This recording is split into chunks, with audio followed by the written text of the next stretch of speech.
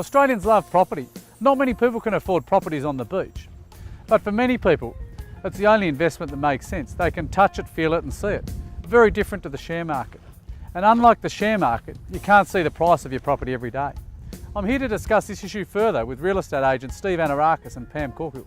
So what are the main drivers of property prices? Well, whether you're buying a beachfront house or an investment apartment or a beach home, I think ultimately it all boils down to supply and demand for that particular product at that time.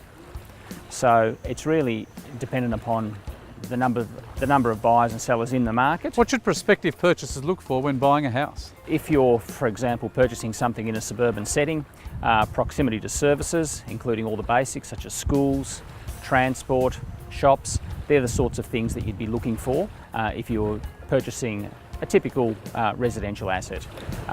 Conversely, if you're buying something at the beach, you'll be looking for physical amenity, lovely beaches. Some people are after a heritage home, something with character. Alternatively, we get a lot of buyers that are looking for something contemporary and low maintenance.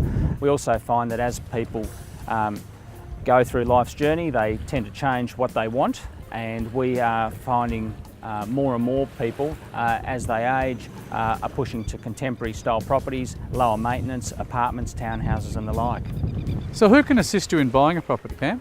Charles, the first person I'd suggest you go and see is your financial person, your bank manager, a financial institution of some description. Find out exactly what your financial situation is and how much you can afford to spend. Secondly, once you've found the property that you like, get a building inspection done. Take your contract to your lawyer if you've got any questions, and also engage a valuer.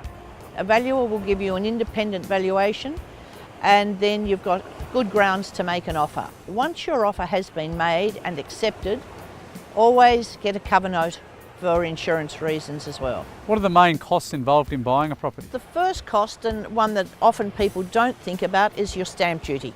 That's a government fee. It's around about 3% of the purchase price. You've got legal costs, and your lawyer will give you a quote. It doesn't hurt to get 2 or 3 opinions. And Charles, there's always the additional unforeseen costs. Your removalists, again, get 2 or 3 quotes there because they can vary.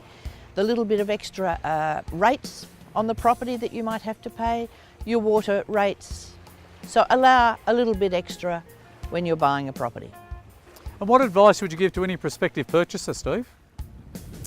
Charles, I think ultimately you need to make good decisions. You need to think about what you want, where you want to be, the amenity that you want around you, your budget.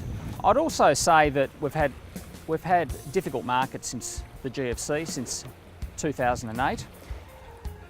It's important to understand that there have been some areas that have experienced price drops. And if you are looking to move on and to change for lifestyle reasons, family reasons, whatever they may be, consider the fact that you are transacting in the same market, and potentially you can pick up on the new property what you may be losing out on the one you've just sold. Thank you for your time, Pam and Steve. Remember, if you're buying a property, make sure you do your research. No one will look after your affairs better than what you will. If you have any questions, please don't hesitate to call us.